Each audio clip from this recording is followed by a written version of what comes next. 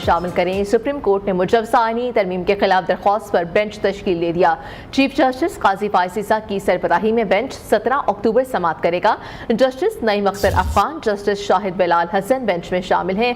Registrar office ने advocate Abid Zubairi को notice जारी कर दिया है। मज़ीद तफसीलात क्या हैं ये हम जान लेते हैं। हमारे नुमाइंदे सईद बलोच हमारे साथ मौजूद हैं। जी सईद बलोच, बताइएगा निकात कौन से सामने आ सके हैं अभी?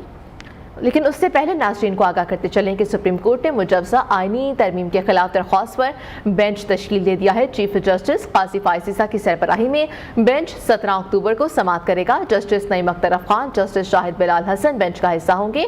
सईद बलोच क्योंकि साथ हैं, उनसे जान लेते हैं। जी सईद बलोच, बताइएगा इस हवाले से मज़ीद क्या पेशरफ्त हो सकी है और कुछ निकात सामने आ सके हैं कि नहीं?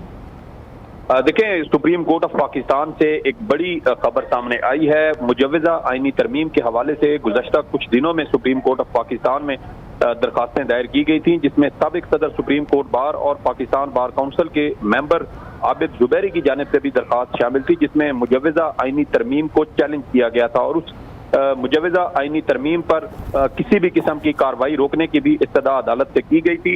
इस पर अब ये अहम पेशरफ्त सामने आई है कि चीफ जस्टिस काजी फायज़ ईसा की जानिब से ये अहम बेंच जो है वो तश्कील दिया गया है, जिसकी सरबराही चीफ जस्टिस काजी फायज़ ईसा करेंगे। इसके अलावा इस 3 रुकनी बेंच में जस्टिस नईम अख्तर अफगान और जस्टिस शाहिद बिलाल हसन भी शामिल होंगे।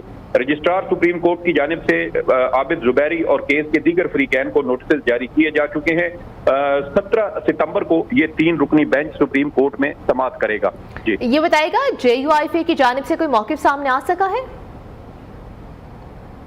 देखें, ये सुप्रीम कोर्ट ऑफ पाकिस्तान में अब ये केस की जब समाअत होगी तो उसमें फिर ये चीजें सामने आएंगी कि क्या अदालत सियासी जमातों को इस हवाले से कोई नोटिस जारी करके उनका मौक़िफ़ लेती है या उनको अदालत में तलब किया जाता है, क्योंकि इस वक्त अभी तक किसी सियासी जमात की जानिब से कोई हतमी ड्राफ्ट ऐसा सामने नहीं आया जिसके ऊपर कोई कंसेंसस अभी तक हो चुका हो या सियासी जमातों के दरमियान किसी किस्म का कोई इत्तेफाक राय किसी मुसवदे के ऊपर हुआ हो। तो ये अभी जो दरखास्त है इसके ऊपर भी देखना है कि क्या सुप्रीम कोर्ट इस दरखास्त को काबिल समाअत भी करार देती है कि नहीं, क्योंकि माजी में सुप्रीम कोर्ट के ऐसे फैसले मौजूद हैं जिसके तहत सुप्रीम कोर्ट ये करार दे चुकी है कि जब तक कोई कानून या कोई आईनी तरमीम मंजूर ना हो तब तक उसके ऊपर किसी किस्म का कोई हुक्म अदालत की जानिब से जारी नहीं किया जा सकता। गुज़श्ता साल जब प्रैक्टिस एंड प्रोसीजर कानून पर स्टे ऑर्डर दिया गया था सुप्रीम कोर्ट की जानिब से, तो उस पर भी काफी ज्यादा तनकीद हुई थी कि जो कानून अभी पार्लियामान से मंजूर नहीं हुआ था उसके ऊपर सुप्रीम कोर्ट की जानिब से